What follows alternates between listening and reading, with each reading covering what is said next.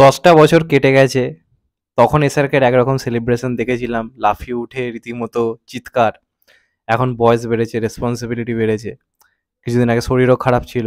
আস্তে আস্তে দেখতে পাচ্ছি যত ম্যাচটা জেতার দিকে যাচ্ছে, এসআরকে চুপচাপ আস্তে আস্তে উঠছে, মাস্কটা খুলছে, সানগ্লাসটা পরছে, এবং লাস্টে সেই এসআরকে এর ভিক্টরি ল্যাপ। কোথাও গিয়ে একটা গায়ে কাঁটা দেয়। দেখো, আমি সত্যি কথা বলতে গেলে যে কেকেআর ফ্যান তা কিন্তু নয়।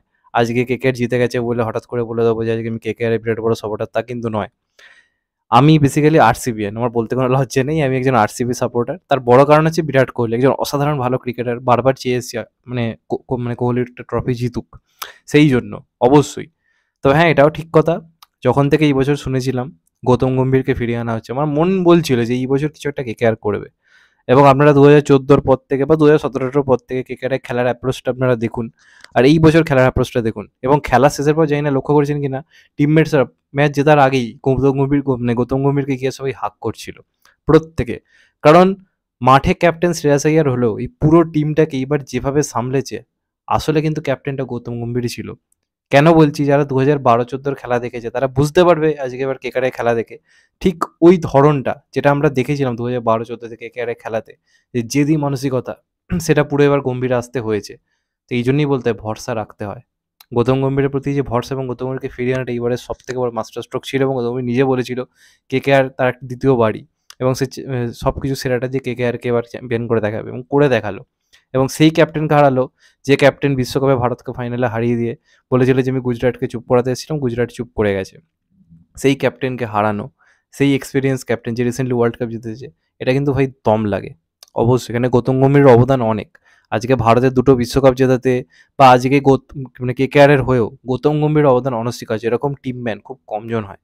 আজকে সবাই হয়তো ভালো খেলেছে, সবাই করেছে, কিন্তু টিম যে ব্যাপারটা, টিমের মধ্যে যে ঐক্যতা, যেটা আগের কয়েক বছর ছিল না, কখনো কখনো রাসেল রেগে যাচ্ছিল টিমের ওপর, কখনো কখনো আইয়ার রেগে যাচ্ছিল, এই যে এইবার সবাই এক হয়ে খেলেছে, এটা কিন্তু গৌতম গম্ভীর ক্রিয়েট করতে পেরেছে।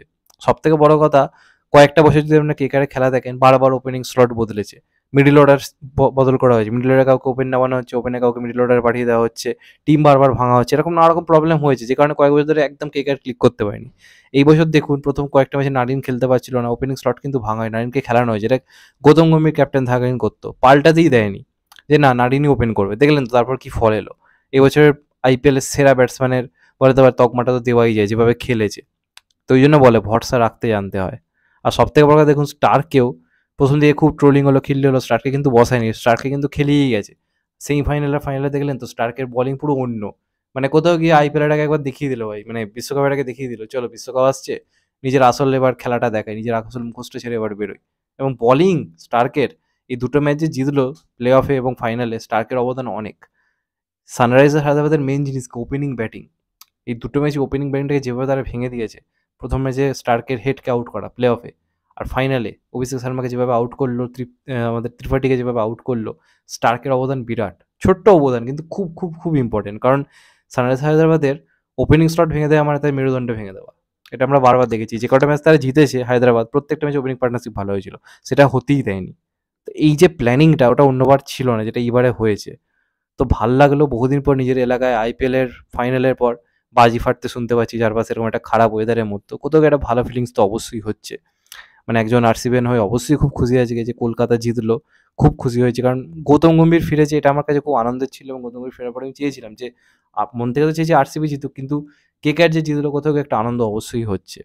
অনেক অনেক শুভেচ্ছা কেকেআর টিমকে, গৌতম গম্ভীরকে অনেক শুভেচ্ছা, এসআরকে অনেক শুভেচ্ছা, এবং যারা কেকেআরের সমর্থক, যারা টিমের খারাপ অবস্থা ভালো অবস্থা সবসময় পাশে দেখেছে, তাদেরকে অনেক শুভেচ্ছা ও ভালোবাসা আমার চ্যানেলের তরফ থেকে।